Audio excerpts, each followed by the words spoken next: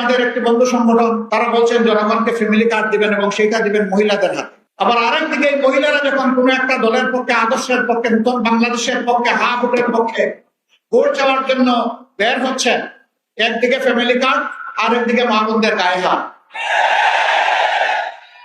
দুইটা তো একসাথে চলে না। এ দিয়ে কি বার্তা দেওয়া হচ্ছে জাতিকে?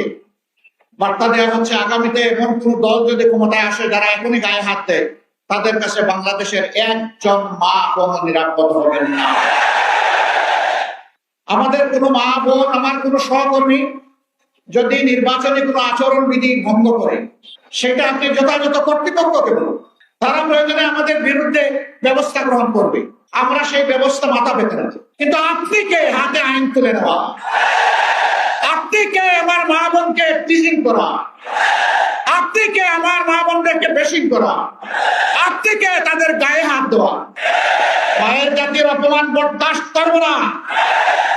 আর যদি এই ধরনের কোন আচরণ করা হয়, আমি জাগ্রত পরিবর্তনকামী যুব সমাজ সহ সকলের প্রতি আহ্বান জানাবো, যেখানে এটা করা হবে সেখানেই প্রতিরোধ করে তুলবে। ছাড় দেবেন না। গায়ে পড়ে পায়ে পাড়া দিয়ে আমরা কারো সাথে কোনো দাঙ্গা বাজাতে চাই না, কিন্তু আমার ইজ্জত আর অধিকারের উপর হাত দিলে আমরা ছেড়ে দেব না।